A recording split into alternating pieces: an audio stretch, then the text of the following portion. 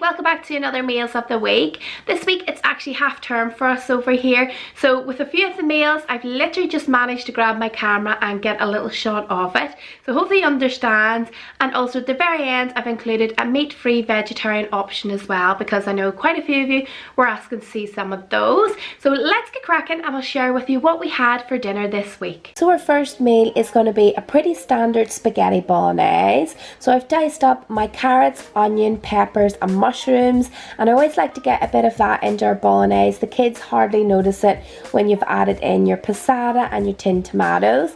And I also like to add a few squares of dark chocolate, Worcestershire sauce and ideally some red wine, but Pearl is eating with us so there's no wine in it unfortunately, and it's quite a good portion. We've also went for the easier, less messy option of pasta twists, and then just topped with some Parmesan cheese. So these are pretty big portions, so no garlic bread. And the next day the kids are having it with baked potato, so Alistair and I are having chicken skewers. We've got paprika, garlic, cumin, cinnamon, chili powder, fresh coriander, onions, some yogurt, just plain yogurt you want, lemon and oil, and this is going to make the marinade. So ideally you would do this the evening before, and as you will see with the chicken I've made them quite sizable pieces as well because they are going to go onto the skewer.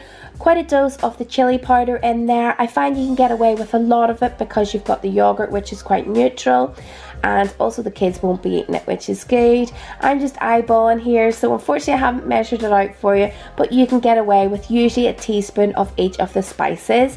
And then the main thing is to give it a really good mix through, and then 12 hours ideally, because this will soak in and you'll get so much flavour into your chicken, but even an hour will help it. And then once you're ready you want to add it onto your skewers. So these are quite sizable pieces, like you can see. If you make them too small they will break away. I'm tightly packing them onto the skewer, and if you aren't using metal skewers, do make sure to soak the bamboo ones for approximately an hour and boil in water beforehand.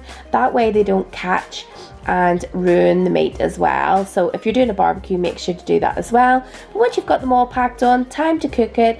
I'm just browning it off initially in the pan. I will drain away the excess oil and finish it off in the oven or under the grill. And so that is us done. 2 nice skewers each, and as you can see it's lovely and toasted. So we've got that on garlic naan bread, and then I've got a bed of lettuce and some mixed pepper and red onion as well, and just topped with the coriander. Definitely use the coriander if you've got the yogurt and your tandoori flavouring. And I've also went for my Nando's Peronaise, which I'm obsessed with at the minute as well. Next day, I nearly forgot to film this. Alistair made some homemade chips and some beer battered cod as well. So almost like goujons for the children.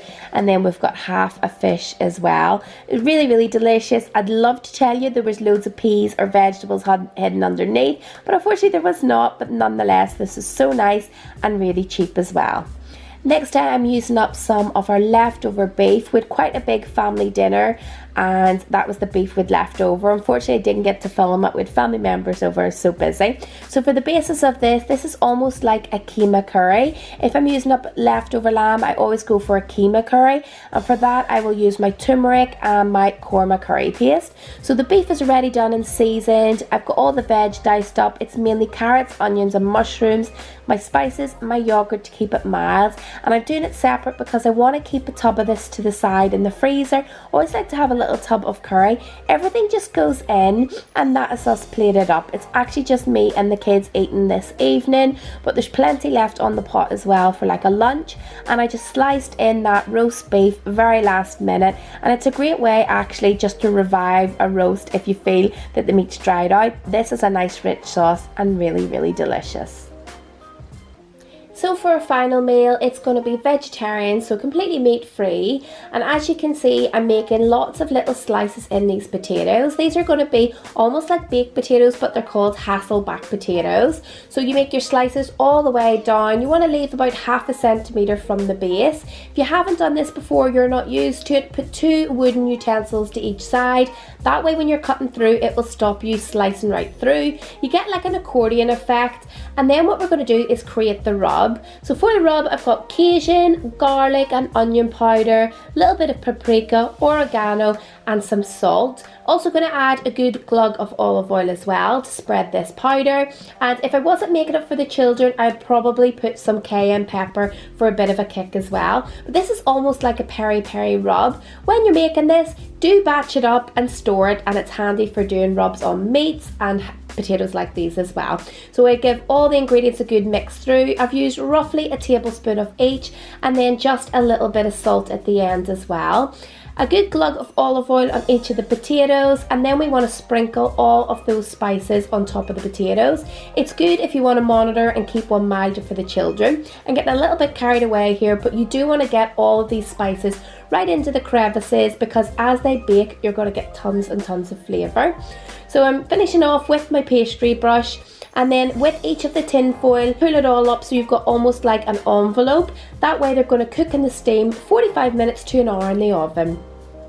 So alongside the potatoes, I'm going to stuff some peppers. I've got a mix of red, orange and yellow. Inside the peppers, we're going to dice some mushrooms, onion, a little bit of garlic, fill it with cannellini beans, season with salt, pepper, thyme and a little bit of lemon juice. Use some mozzarella cheese, cherry tomatoes and fresh basil as well. And this is going to make a really delicious filling and accompaniment to the Hasselback potatoes.